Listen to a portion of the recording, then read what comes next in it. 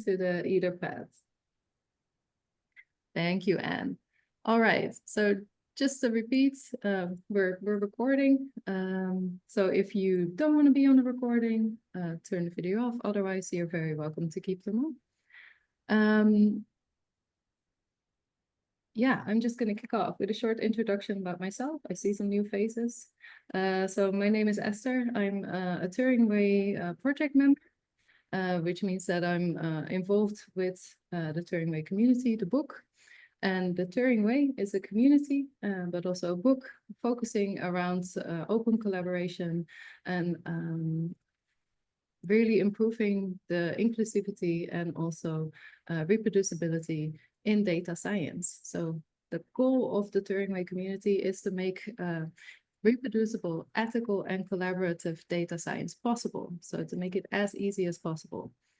And while I am kicking off the call today, that's actually not normal procedure, so to say. Normally, Anne actually kicks off these calls, but today we're making a switch because the Turing Way is a large community and we have lots of community members and we all take upon different roles. And so today I am your Fireside Chat chair. And what is a fireside chat? So our fireside chat is actually in itself also a way to create a more inclusive space to discuss all things data science related. And for us, it is a space to come together with people also from other communities, not just the Turing Way, to discuss particular topics and to exchange perspectives and to understand other people's perspectives just a little bit better. And today we have a very interesting topic, which is called Nurturing Open Science in Challenging Economic and Political Times. And so I'm sure increasing amount of us have been in these challenging times where we're wondering how our communities focusing on open science can get through this. There's budget cuts looming around corners, or they have already been taking place in some of our countries. And core values of open science are actually currently under attack and they're being challenged. And our speakers today will delve into these topics. They'll introduce themselves, they'll discuss what they view as open science, as well as how they are experiencing this challenging landscape nowadays.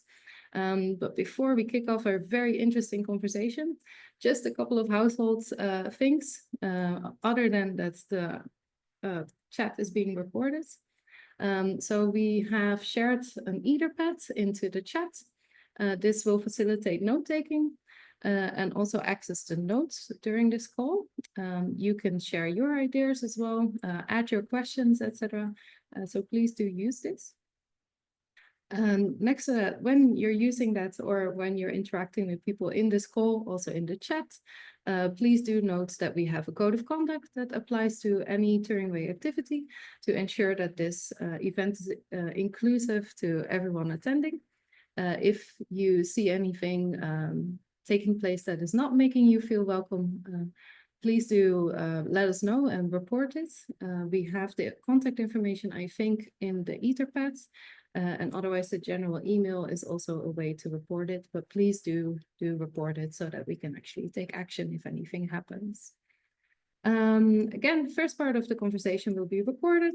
Then afterwards, we will hold the room open for another about 30 minutes, depending how the conversation goes, of course. And then we'll have a more informal discussion that is not recorded. And we do also invite you to speak up if you're comfortable, etc. So that's how today looks like. And I think we'll just delve right into our speakers because we have such an interesting topic. I'm very excited to learn more about how our speakers are surviving in these challenging times. And we will start with, I'm switching in my notes. I think I have Ben as the first speaker, right? Yes, Ben. Okay. Ben. Yeah, thank you, Esther. So hi, everyone. My name is Pen-Yuan Hsing, but most people just call me Pen. You can go with whichever one you prefer.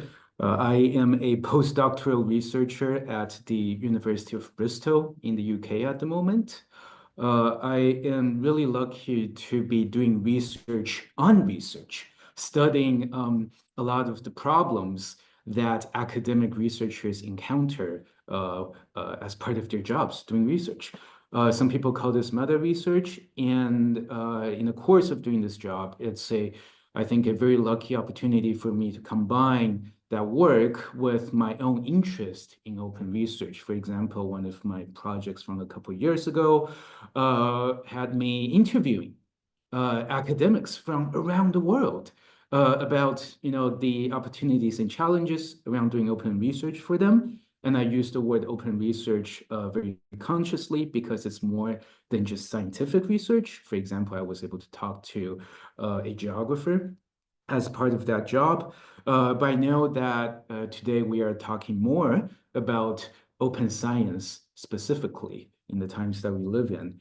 And I think I have a lot of privilege to have a bit of academic funding to do the kind of research I'm doing right now. But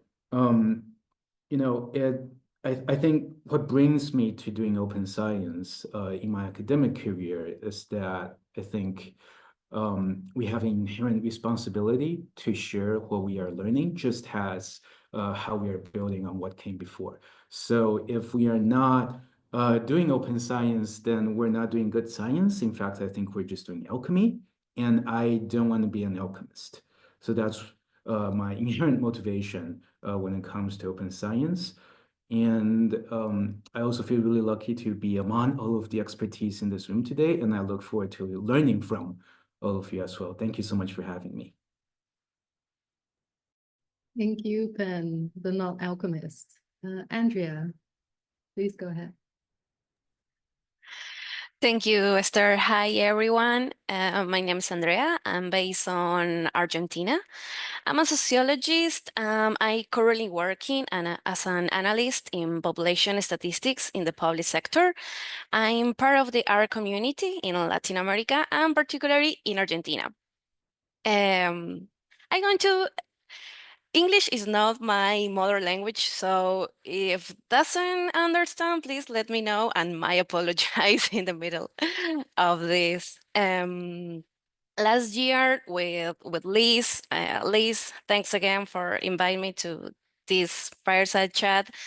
Last year, we were part of the ARcenso Champions program who support my project, ARcenso, with trainings and a reward of $1,000 to work on developing reproducible software and best practices. And that's how ARcenso born is an R packages under development that will allow access to the official data of the national population censuses in Argentina.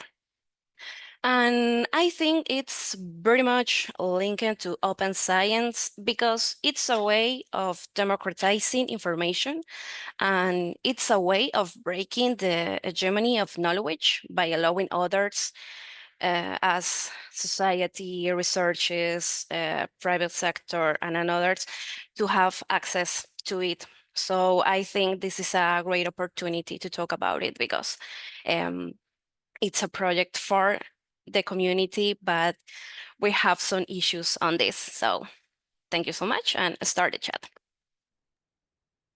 Thank you so much, Andrea. Sure. Hi, good. Well, I'm not sure what time it is over there, but yeah, really nice to be able to chat with you all. My name is Shern. Kind of my story is I do computational chemistry research for kind of my science living, but as part of that, I develop code, and as part of developing code, I also spend quite a bit of time sort of talking about myself as a research software engineer, which is someone who helps to maintain and develop code that other people can use. And also I sort of contribute in my community to digital skills training, helping early career researchers and higher degree by research students get familiar with the digital tools that can help their research. And I think in the notes, it was talking about what open science means to us and whether we've got funding for it. I think it's probably easier to say what I do first and what funding I get, which is I don't really have a lot of funding for what I consider to be open science. I'm very, very privileged to be able to do what I do as, kind of something I do on the side of my official science, which is to help out in the user forums for the software that I maintain or, develop into, as well as sort of host workshops or, even informally organize people in in my university and in the place that I'm in, which is Brisbane, which is kind of on the other side of the world for a lot of you, I guess. But yeah, and to me, sort of what I think about as open science in that context is making sure that the work that we do is situated in a community context and sort of an interpersonal context where people can enter and people can actually access research norms and research traditions without feeling like they've got to pass some kind of a gauntlet or a ritual to, get access to knowledge. And I work in lots of spaces where knowledge sort of demands that you prove that you deserve access to that knowledge. You have to prove that you're not a newbie, or you have to prove that you've got a certain amount of merit or talent before people will start answering your questions. And that to me is kind of the opposite of open science, where I want science to be a community that's welcoming and has norms that enable people to contribute and to communicate. So that's me. Thank you. And special thanks to you for joining at a horrific hour in Australia. So thank you so much. Anelda, please. Thank you, Esther. Hi, everyone. Thank you so much for the opportunity to join today's Fireside Chat. My name is Anelda van der Walt. I am based in South Africa. I am a sixth generation African. I am not European or American or from the global north. I've lived here all my life. My family's lived here all their lives. I work at the intersection of open science, capacity development, and community development, and with a specific focus on supporting researchers, research software developers, and the broader research communities to adopt open, collaborative, and reproducible practices. I'm also the founder of Talarify, which is a consulting and capacity development company that spent the last decade helping researchers, institutions, and communities across all disciplines to engage with open science, open research infrastructure, and research software best practices. I'm also part of the core team of ARcenso Africa, which is the community of practice for research software and systems engineers, working to strengthen digital research infrastructure and software capacity across Africa. And through both Talarify and ARcenso Africa, I've had the privilege of working with researchers, research software developers, data stewards, and policymakers, especially across Africa and the global south, but with great networks in the global north, such as yourself, the Fireside, the Turing Way, and other communities that are represented here today. And specifically not only focusing on building technical skills, but definitely also to explore how open science can be made more locally relevant and inclusive. I'm quite passionate about the human side of open science, how we foster relationships, trust, and sharing understanding across diverse communities, and how we create sustainable and context-aware systems that ensure open science works for everyone. Funding is, of course, always a sensitive topic, and I'm grateful for the opportunity to speak openly about the state of funding for open science today. I'm really looking forward to hearing your experiences and also looking forward to discussing more about other panelists' experiences. So to be very transparent, Talarify is registered as a company in South Africa. We can therefore not really apply for funding from foundations and other typical funding bodies. Although sometimes there are opportunities for companies to apply, but it's very, very limited in very specific circumstances.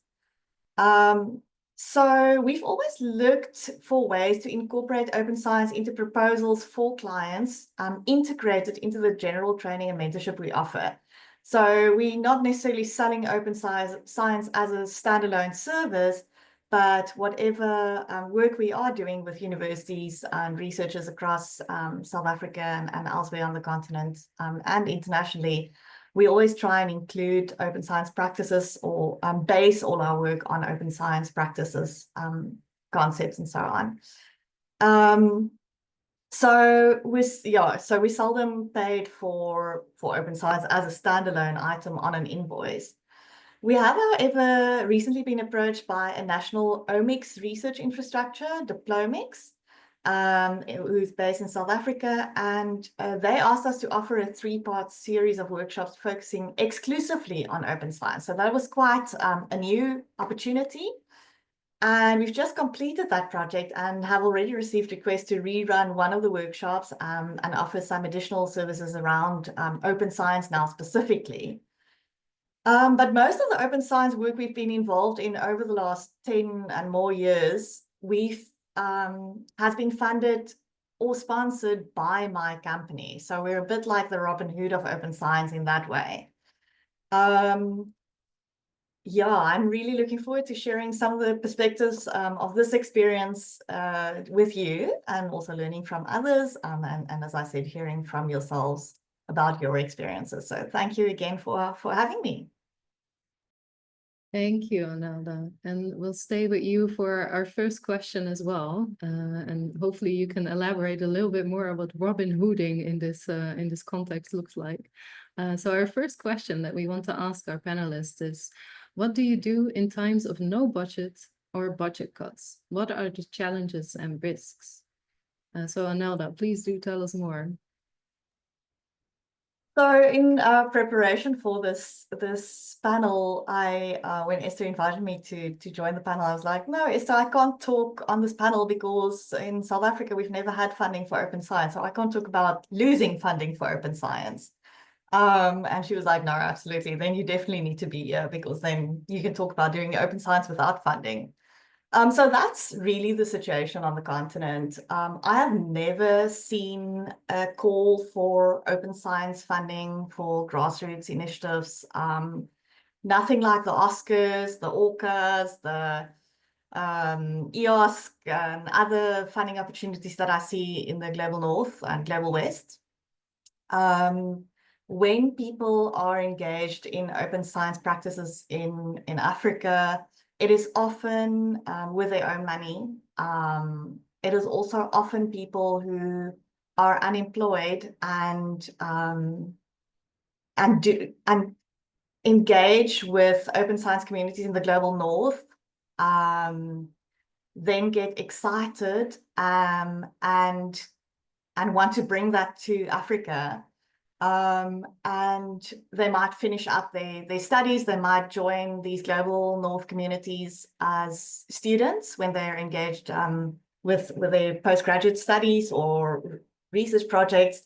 They may or may not continue at these institutions that they are involved with when they learn about the open science activities, and then start up things like Our Ladies communities, open science communities, and other initiatives that flourish in the Global North, but with no funding. And it takes a toll.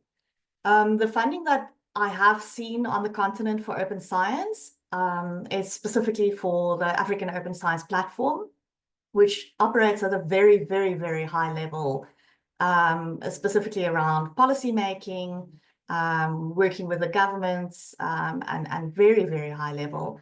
And so the African Open Science Platform has been funded by, amongst others, the South African government to establish the African Open Science Platform.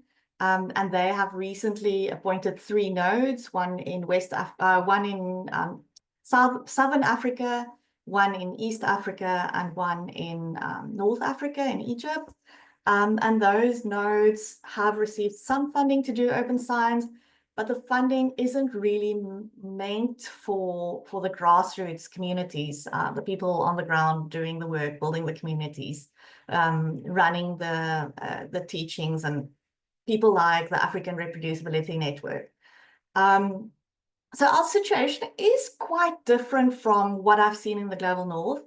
There are, of course, opportunities for us to apply for various funding opportunities that are available in the Global North. But for example, the Oscars grants, which is now open in the EU, there are possibilities for us to engage with those, but the main aim of those grants are still to make open science work in Europe. And if we can contribute some skills towards that, some money could also come to us, but it's always through a workaround or like a loophole, or knowing someone who sees an opportunity for making sure that there's also some ways to get funding to us. So it's a very, very big problem, and I'm in conversation with many people who run communities of practice on the continent that relates to open science, and we simply don't know what to do. There is simply no answer at this point in time. So this conversation, I think, comes at a very opportune time, because we've got a large group of people who are in this situation, and I think together we can think a little bit more about, that's coming in our second question. How can we support those people who are doing great work, but simply they don't have funding opportunities? The other problem that we have is that it's many times individuals, and often, as I said, individuals who are not affiliated with formal institutions or academic institutions. So they can't apply for many of the funding opportunities that are available in the Global North because they can't receive the funding. So that's also one of our challenges. So I'm putting those things out to you. And then, we can talk a little bit more maybe during the course of the conversation about how we have made some progress. Thank you so much, Anelda, for sharing all of that wisdom. And I'm so disappointed that you don't have all of the solutions, which I was hoping to receive from you. No, just kidding. Thank you so much for sharing your experiences and perspectives. We'll go to Shern.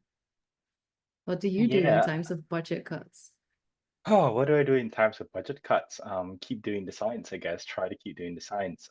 It's funny because what Nelda was talking about in our prep meeting, when I was sort of trying to understand, when we were sort of trying to understand where each other came from, and I was really excited to learn from everyone else on the panel, and very quickly realized that for me, open science has been something that I've been doing almost very informally and without a very good definition of what I'm doing, which, I suppose if we knew what we were doing, it wouldn't be research, right? But so I've been, sort of learning as I go, that to me at least, what's at the heart of doing not just open science, but science more foundationally, is having communities that are healthy, that are vibrant, communities that are open to people coming in and being able to say, hey, if we try a different thing, we might get a different result, right? Which is, again, sort of what is at the heart of not just science, but, research and academia more generally, I would like to think, right? And so when we think about times of there being no budget or budget difficulties, I guess to start with, my own involvement in open science has it's come from a place of privilege, to be honest, because I have had a little bit of spare time to do these kinds of things in. I've got kids who wake me up at strange times of night, and then I stay up and I hang out with the Turing Way, right? And then so, but that's not that's not like systemic. That's not the kind of thing that you can apply for funding for, which on the one hand is a bit tricky, right? Because as Anelda has really said, and I echo the sentiment that a lot of this falls on individuals.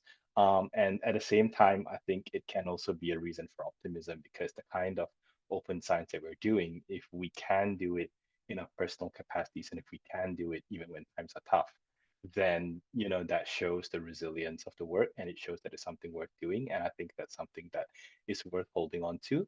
And I think on a practical level, people just want to connect. So that's the other thing. I guess one of the maybe this is something a bit more for the next question, but one of the real like opportunities and ways that we can think about doing open science would be in terms of building platforms and building ways in which people can actually collaborate more. Where the money for that comes from, I don't know, but you know, we can pool knowledge and resources and just sort of experience among many different communities, which is part of what I love about, you know, being a part of the Turing Way, even though there's not a lot of computational chemistry people in the Turing Way, but I learn a lot about practices from other communities that make sense and, you know, can either be, you know, can be adapted to the community that I'm a part of. And I guess, huh, I'm trying to think if there was something else I was going to say. Yeah, and also yes, that is it, right? Because part of what's really great about open science is that if we think about what we're doing, there are often, like not always, but there are often ways in which open science like makes the science that we do better. So just to give a personal example, like I have been very privileged to develop into a code base that is very accessible to its users in terms of being easy to install, easy to understand, like you can pick it up and compile it for yourself. And because of that, like on a very selfish level, the papers that I write get cited, which means that I get funding. So, which means that, you know, in a way, there are these little like self-reinforcing loops where open science can be, you know, can be recognized in other ways. And it's tricky because not all open science is like that, but some of it is like that. And I think I'll probably end by saying that one of the things that we are trying in my own context is to pitch this kind of open community building in the context of infrastructure, actually, where right now our own government is having a call out for digital infrastructure. And one of the pitches that we're making is, hey, you know, you do not want to spend money buying like 100,000 GPUs and then all of a sudden not having people with the skills to use them, right? And so it turns out that when we train people in skills, we form those networks of people who then get to know each other and who then have a persistent community. It's kind of the way that we're trying to trick our governments into giving us a bit of money for community building, you know, and pretend to say, hey, don't waste your GPU money. But that's just us, you know, it might be different contexts in different situations. So I'll stop there. Yeah. Thank you. We'll go immediately to Pen. Yeah, thanks, Esther. So when it comes to challenging financial situations, a few things come to my mind, and a lot of that stems from, you know, how lucky I was to be able to have as part of my research directly talked to a lot of academic scientists.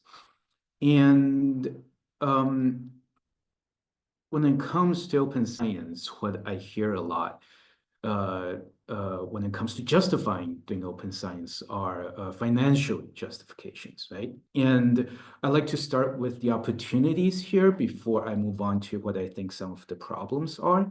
So the opportunity is that, you know, one of the great things about doing open science when you share what you know is that we build on each other's knowledge and the material that we create together. And that drastically reduces duplication of effort. And it really ties into the argument a lot of people make about how open science can make scientific research faster and more efficient and more cost efficient, right?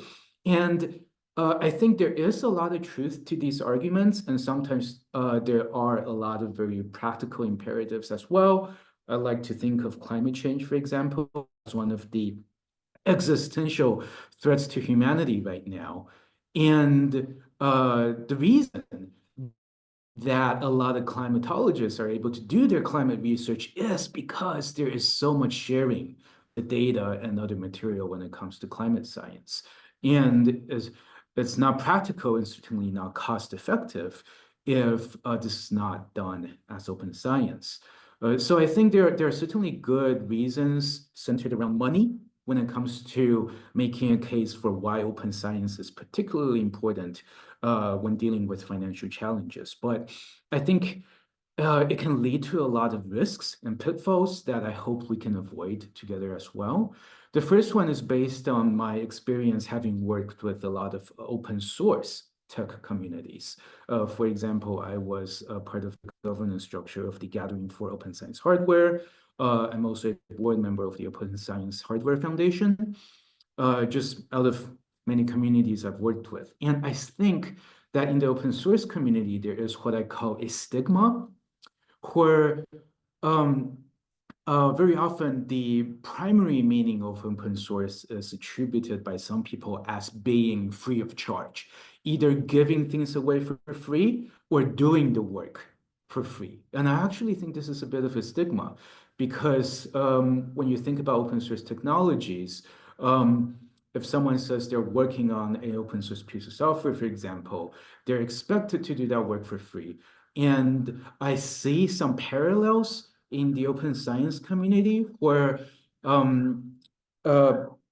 by thinking of open science as something that is quote unquote for free, it really devalues this work. I had the privilege of having an in-depth interview with a scientist who works in the physical sciences, and they're part of a huge, collaboration with hundreds of people. Within that, he was responsible for completely overhauling their code base for doing the analysis, and he published all of that code. Now, after that huge amount of work, someone, higher up came along, gave him a metaphorical pat on the head and says, "Oh, that's nice. Now go do some real work." And there's this sense that the open science that he's doing is just something nice, on the side, rather than something core to how science should be done. And that's part of the stigma. And we actually tried to address that in one of my previous projects, which is the OpenX project funded by the EU. And we actually published a book about open source hardware development, not just for companies, but also for universities as well. And I can share the link to that. A couple other things really quick, which is that when there is the stigma that open science should be done for free and just given away for free, then one day, if we are in more affluent times when we do have more money, I can imagine a situation where I would go to someone who funds research and tell them, "Hey, please fund my open science work," right? And then they might tell me, "Well, you were able to do all of your open science with little or almost no funding before, so why are you asking for money to do open science now?" And I think that is a big risk when it comes to the stigma that open science has to be for free. And I think a big problem that I will end with is that when there is this stigma, then it really justifies certain kinds of scientific research at the expense of others. Because for some scientific research, if you can make a soundbite, really easy case for a high return on investment or how I do my science can save money, and people are more willing to support you in that work in financially challenging times. But if the research you want to do doesn't have that really sparkly, flashy, easy to make a case about the money side of things, then you might not get the support you need to do that. So I think, that is another big risk when it comes to open science in general, where, that stigma really becomes a problem. So I think among, the other things we have to do is to be able to think of a money or financial justification for open science as an entry point or a gateway to doing open science. That is fine. But once someone steps through that gateway, steps through that door, we need to have, I think, a deeper and more inherent reason that's compelling for doing open science for these people who are attracted to starting to do it, that kind of keeps them around and interested in doing science beyond the money-related reasons. Thank you, Ben. I think that's also where Andrea also can share some perspective. So, Andrea, what do you do in times of no budget or budget cuts? Oof. I have a lot of things to say. At the beginning, I think like we have to survive. We are going to survive, but the reality is day by day. You don't know what is going to happen in the long time that we have with new governments, with new politics and economic politics. And it happens to me like I'm in social science, and in this time, it started that Penn said that we have an stigma that we work with topics that are not related to science. It's a fight that we have all a few years, a long time. And at that time, it's a hard fight because they start with, I'm not going to invest in your project, in your research, or whatever are you thinking in social, people, and well-being, and other things. But also in the another science, it still happen because I think we are in a war of interest, commercial interest and private interest, and I think we are on the other side because we defend open science because we allow to others uh, get in open science, involved in open science, and break the privilege to others to be part of something that could be more interesting in her lives, professionally, or and others. And I remember when we were talking that there are a lot of projects that at that time no had funds, no had budgets, or they're literally have the same budget as the 2 years ago. And if you are in a country who has a lot of inflation, that it's a loss of money. And okay, you say, I can survive, but if you have low salaries with no increase with that situation, it's allowed to people to abandon or leave these projects and find another jobs, multi-jobs. I don't know the word in English, but it's allowed to people to have a lot of works at time because they need money to survive. So we are like surviving to try to not abandon the projects, to advance on it. But what happens if you don't have the permission to do that? I think it's a big problem because I remember some colleagues that they are study the PhD with social science or research, and if you research, you need a lot of money. And at that time happened that they say research is not work. There is another problem that they say, oh, research is not a work. This is not necessary for the society. And that is a problem. We have this fight to say this is a work. It needs to be payment. We need no more voluntary work on this, and we are in a trouble on that, because if you want to support open science but you don't have time because you have multi-works to survive, the risk and the challenge is to maintain the projects and support it.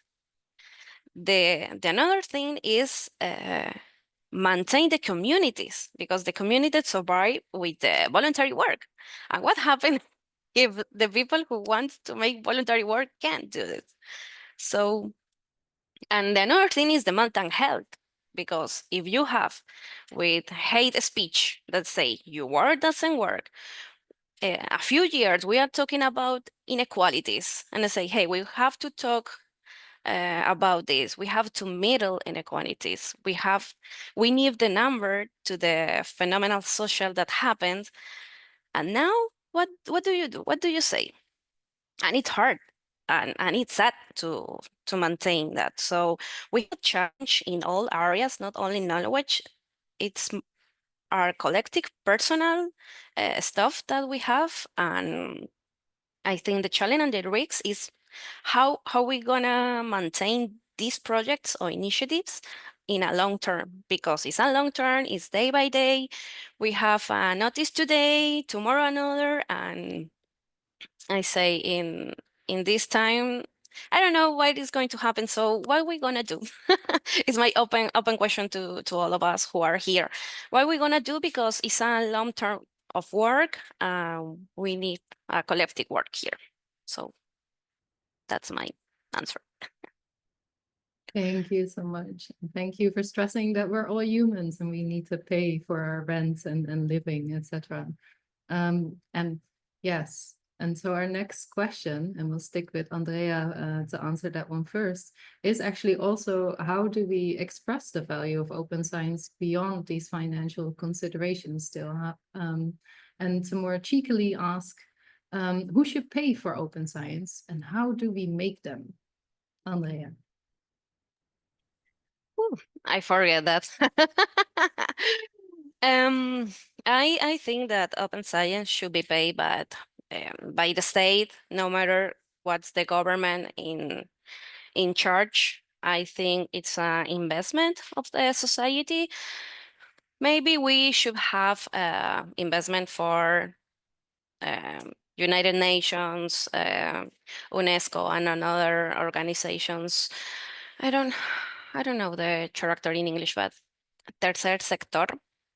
I don't remember the word, but I think this type of organizations could invest of this development of projects on open science, but it's a fight to maintain in the governments this type of initiatives, because the reality is we depend of the proposals and initiatives that the high hierarchies want.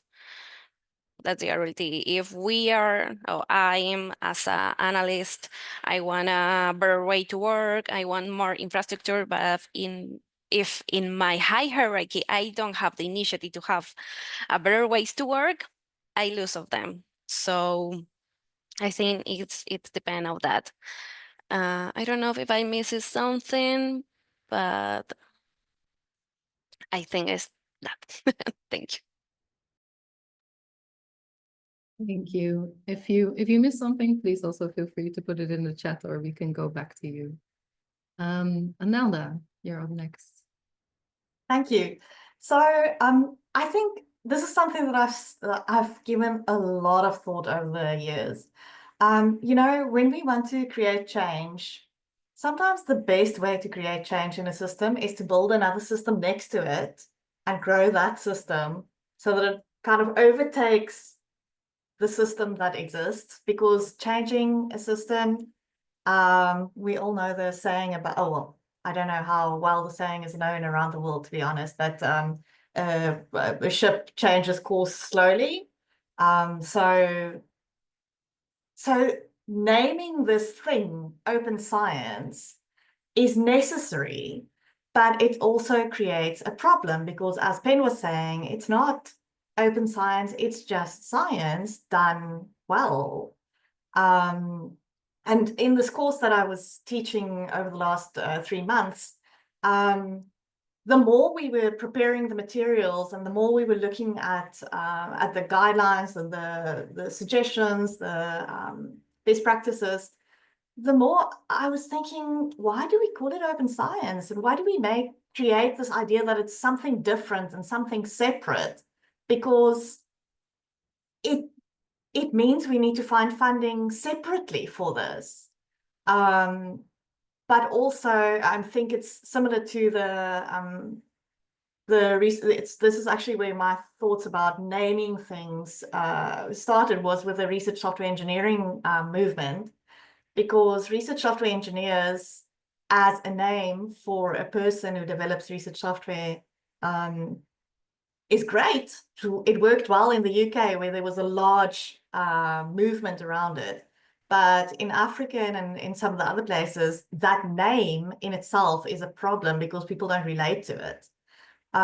So the naming thing has been on the top of my mind in terms of moving, you know, creating change or supporting change. And so open science as a name is a problem, but also a necessary problem in some way. And then in terms of who should pay for it, well, you know, the open science recommendations created by the UNESCO through collaborative and consultative processes over many years have been ratified by 194 governments. Our governments, if you look at the UNESCO recommendations, they clearly say also what is happening. Like there's on the website, there's some information about what is happening, how the governments are reporting back. And I think connecting much closer with our government so that there isn't this tier of policy and government and open science, and then everyone on the ground doing open science and working towards open science, but that there's closer collaboration in terms of the people on the ground and the people at high levels. That could really, really make a difference in terms of developing policies and funding mechanisms that addresses the challenges that we're familiar with and facing, and harnessing the opportunities that we see as well.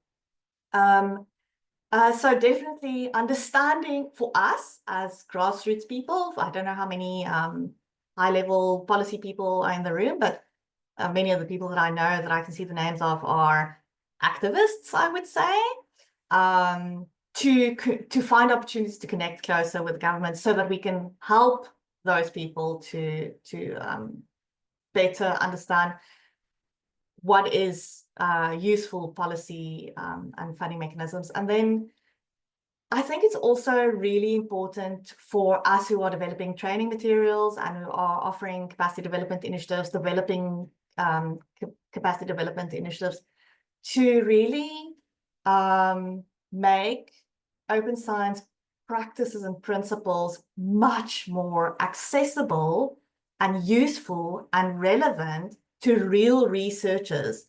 I was looking at the FAIR principles for data research software and computational workflows this past week, and they're horrific. Have you read the language? It talks about having a plurality of metadata associated. What is plurality? Which researcher is going to understand how to implement that principle? So I think really making sure that that the language that we use in open science is accessible to people so that it incorporates that into normal research practices can also help to unlock funding that previously was perhaps really allocated for normal research and not for open science itself. But I know time is ticking and other people need to speak as well, so I'll stop there. Thank you, Anelda. And thanks also for bringing up how the Turing Way can actually make the FAIR principles more understandable for researchers. So hopefully our page on FAIR principles is a bit more understandable to a regular person. But we'll go back to the topic at hand. Who should pay for open science? How do we make them? And also how do we express the value of open science beyond financial considerations? Ben.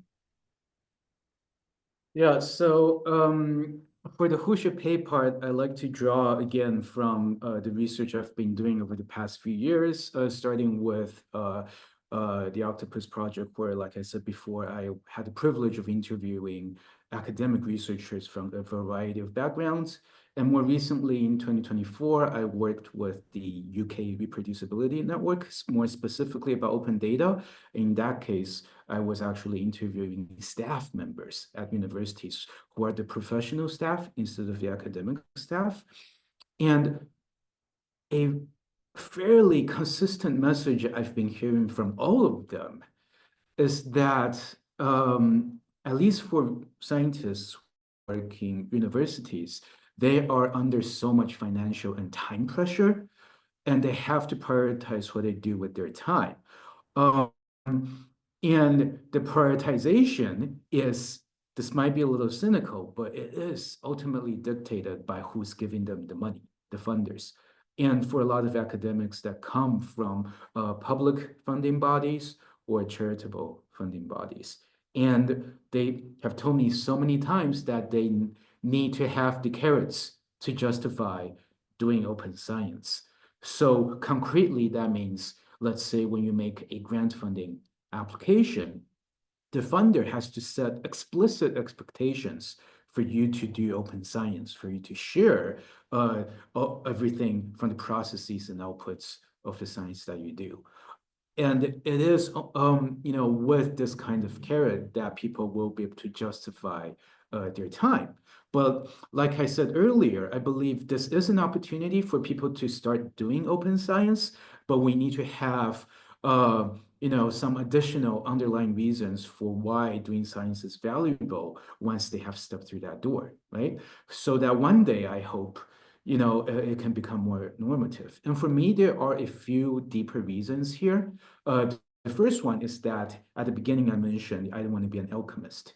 And I got this idea from Cory Doctorow in the first instance, who, in the spirit of open science, I think adapted the idea from Clay Shirky, who articulated it years before. And the idea is that if you looked at what alchemists used to do, at least superficially, they had a certain question in mind, a goal in mind. They were performing a lot of experiments, they were taking notes, and they were learning in a sense. But alchemists kept what they were learning a secret from each other. So for hundreds of years, they didn't share what they were learning with each other, and every single one of them had to learn in the hardest possible way that drinking mercury is a bad idea. And I think this is what sets alchemy apart from science. Because when we do science, we are always learning from what came before and building on that. And I think to be responsible to the scientific process itself, we have that responsibility to continue to share what we are learning with other people. Otherwise, we're just alchemists. The second thing is that, for some people, this kind of motivation is too abstract. And I think another thing that ties it into wider society is that by doing open science, we are sharing our work and taking responsibility for our work by sharing it to demonstrate that we've put in the effort, and this is what I've learned from my efforts. The next thing is that from my open source technology kind of experience, another thing about open science that's so valuable is that it ensures the freedom and agency of everyone to make use of that knowledge and do with it what they want to do, rather than someone or a few people who have control over that knowledge and using it to exert sometimes unjust power over other people. And I think this fundamental freedom and agency is also really important. And the last thing I will point to is that I think Anelda, pointed to the UNESCO recommendation on open science earlier, and I was actually reminded in a conversation just yesterday that there is an introduction to the recommendation. It's a whole separate document, and this introduction actually articulates a lot of the important reasons why open science is so important that are not just about the money. And I think this is, thinking about this is so useful because, and I will end with this, right? I think a big piece of homework for all of us is that, it's not just about articulating these non-financial values for open science, but we need to be able to highlight and showcase concrete examples of those values put into action, right? So that we can share stories around why open science has been so valuable to some people. And that's something I would love to work on with all of you. Thank you. Thank you, Pen. And hopefully everyone can stay on a little bit longer just for Shern's perspective on this question. Shern. Yeah, I think instead of the notes that I originally had, what everyone's talking about reminded me of two little stories from I think the past month. One of which was a student who connected with me on LinkedIn, and we met up for coffee because they work at the university that I used to work at, and that student told me very flatly, I love writing research software. I want to be a research software engineer. I do not want to do a PhD with my supervisor because PhDs don't get money while research engineers, software engineers do. I mean, I don't know where they've got the idea from, but that's really wonderful. And the interesting thing is that they're an undergraduate. They're not, they're doing their honors project, which means that somewhere along the line in their undergraduate education, they actually learned that there's such a thing as a research software engineer, which is a really interesting thing, right? So that's story number one. And story number two is that I've got the privilege of teaching into a course this term in my university where I've decided that firstly, the workshops that students are marked for, when they come to the workshops, they're going to be doing some data analysis. And I've actually, I'm going to walk through with the workshop instructors how to mark their lab notes, which if you think about it is actually kind of a pre-open science practice, because if your lab notes are not markable, if you've got things in there that you don't want people to see, then that's not open science, right? And as part of the lecture materials that I'm preparing, I'm actually preparing a couple of slides about what science actually is, which a lot of us, even in our early formal education all the way up to tertiary, we think of science as, oh, we've got a hypothesis, we test it, it's falsifiable, we write it up.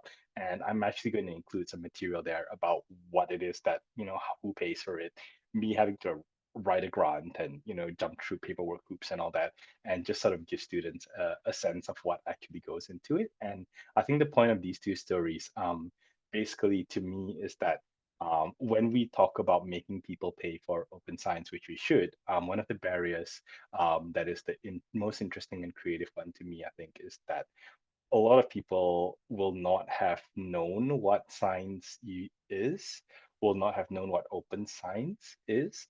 Once we teach students in our universities and once we sort of expose not just policymakers and like grant funders, but just the general public, or at general publics, because there are many, right? But once people understand what we do as scientists, then it is a lot easier for some of these people to be like, hey, I want to be a research software engineer. I want to be a data steward. I want to be a community manager, without feeling like they've got to be PhD, like laboratory scientists, right? And then it's also easier for people to understand that, hey, scientific funding is worth fighting for, because they don't, because up until then, they may not actually have seen what funding looks like. They may not have realized that the many scientists who go into labs every day and find cures or research things or whatever, that doesn't magically happen, right? And so I think that's probably something a little bit different from what everyone's been talking about, but just sort of popped in mind as one of the really practical things that, to me at least, I'm doing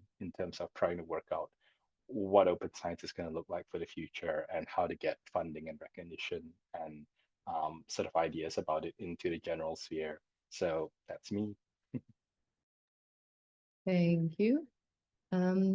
We went through our questions and we can go through audience questions in a bit. But first, we want to give the panelists an opportunity to close out with a short statement. And we'll start with that again with Shern, if you like. Yeah, I guess it would be to think about my very short closing statement would be to just think about open science in the context of what we do, not just as scientists, but as human beings, right? We love communicating, we love forming communities. It's the thing that makes us human. So I think that's an encouragement there. Eventually, we will find a way to get back to this and to get back to actually paying people properly for it, as long as we hold on to it being a really essential and human part of how we do science. So yeah. Thanks. Anelda. You called me. I was quickly going to look for a report. I recently participated in a project by the Invest in Open Infrastructures group, and they have released a report. And when they discussed the report in the online meeting, what I got from the discussion and from the research and from what came out of the report and their research, which was about supporting infrastructure for research software specifically, but open infrastructure in a broader sense, was that we need to involve more people who are familiar with change management and social scientists into the work that we're doing in in that space, but I'll bring it to open science because those people understand how to make change happen, facilitate change, and make people feel comfortable to move into new spaces. So I think there's a lot of, as you come from the hard sciences, and we're very good at putting numbers together and showing how many people participate in our workshops and creating good workshop material and training materials and bringing communities together. But really, like, open science is about big change, big change, big, scary change for many people, because people are still competitive. And in the end, people are competing for money, and money is like, we have to figure out how can we bring more collaboration to the space without taking away from people what they have, without taking their livelihoods away. And we can only do that together. So I'm excited about, I don't want to say I'm excited about the prospect that people in the global north are facing financial troubles, because that's not what I'm saying. Please understand that's not what I'm saying. But I am excited about this conversation because it feels like we're more on the same page, and we can put our minds together to work towards a shared win globally, and kind of decrease or remove some of the constant reminder that there's a global north and a global south. It's not really conducive to great collaborations. So yes, I'm looking forward to continuing collaborating and exploring ways to also teach what we know from lesser funded positions. Thank you so much for bringing in that perspective, Anelda. Andrea. Woo! We have a lot of to talk about. I think that we are in hard times, so it's important to still be part on the community. I think community is a huge support for all of us, and more if we get involved, more people.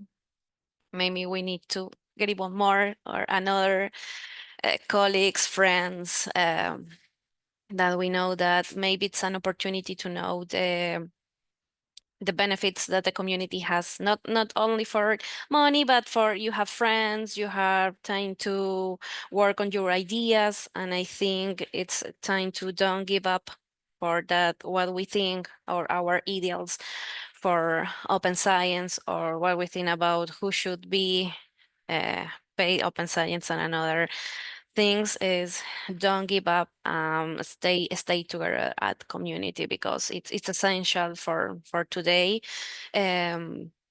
because we need to support that. So it's my last message is that is important. Community is a key for everyone. So that's what we need more. Thank you, Andrea. That will be hard to follow for Pen. Pen, please, your closing statement. Yeah, I think you all set a really high bar, but I'll do my best. So I would love to see a day where instead of being asked, why are you doing all of this open science stuff on the side?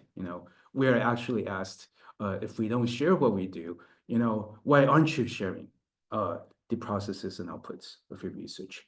Having said that, I have to admit, given the nature of the work I do and being an academic, very often there are times when I wake up in the morning, look at myself in the mirror, and just feel terribly discouraged because of all of the institutional and systemic problems that I see in how research works today.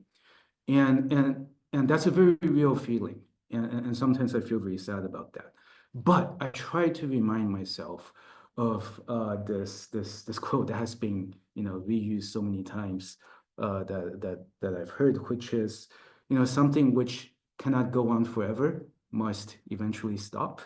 And the dramatic articulation of this was from one of my colleagues who once said that he feels, the academic research system might just all come crashing down one day. But I am inspired by, the people that I'm so privileged to be in the presence of today, that so many of us are working on new ways of doing science and research, so that rather than a crash, maybe we can turn this into a controlled landing so that it lands in a new way of doing things that take us to open science. I think my other takeaway from my research is this huge sense of humility, where as a scientist who was trained to be one at least, my knowledge and my skills are extremely limited. And it is so important for me to step outside of my immediate familiarity and my training to be exposed to other ways of knowing things and doing things, including expertise from outside of scientific research or the STEM subjects. And I think this is really important because all researchers face a lot of common problems that's preventing us from doing open research. And I think it is very important for us to have solidarity with each other outside of our disciplinary silos, so that we can work together to overcome a lot of the collective action problems in moving beyond the way we do things right now towards open research. So I think that's what inspires me a lot when I feel discouraged, and I hope it is helpful to some of you as well. Thank you again for having me here today. Thank you so much, Ben. And thanks for still reaching that high bar for the closing statements. Thank you to all the panelists for perhaps not providing us with all the solutions, but definitely some solutions. And I feel that at least I am a lot more inspired to continue things after this conversation with all of the things in the news and the world going on.